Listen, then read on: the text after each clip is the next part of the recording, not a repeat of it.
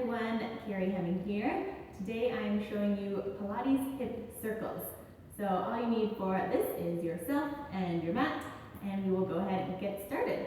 Come right down onto your flat back to start.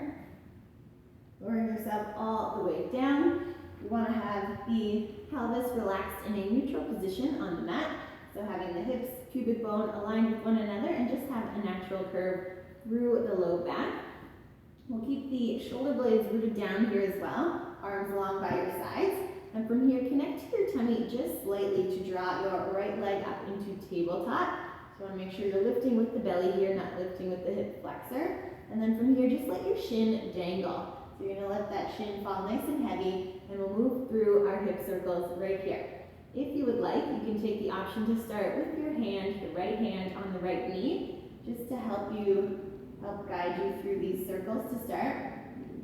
So what you're really working on here is keeping the pelvis stable as you circle the leg in the hip joint.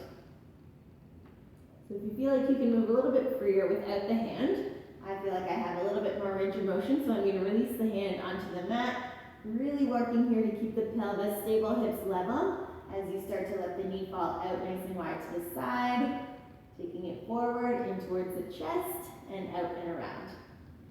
So you should feel a lot of abdominal engagement here as you take the knee out and around. It does take a lot of work to keep the hips level and stable in that neutral position. Let's switch directions with that knee here. Start taking the circles the other way around, forward, out to the side, in towards the chest. And just keeping them as small or as big as you would like. If it feels okay to find a bigger movement at the hip joint, you can take the leg out a little bit wider. But if not, really keep them nice and tiny, just starting to open things up through the hip. This will really be person to person on how much movement you want to find here. Just listening to your body, doing what feels good through that hip joint.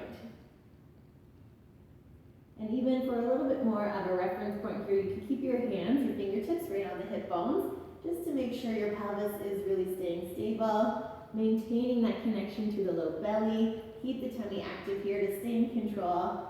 Let's take just two more this direction.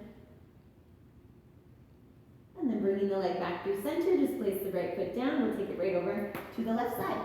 So again, keeping your belly connected, pelvis in that neutral position. Let's draw the left leg up into tabletop. Again, using the tummy to lift.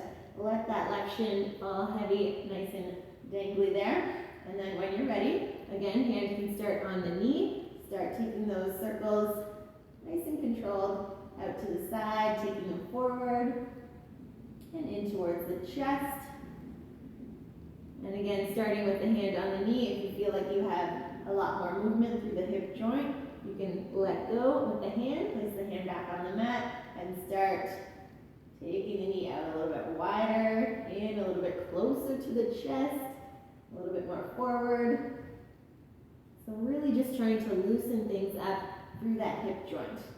Staying connected to the tummy again here, maintain that abdominal connection. You will feel some strengthening definitely happening here.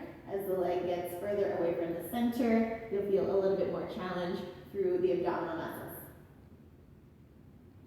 Nice work. Let's switch directions. Start taking the circles the other way.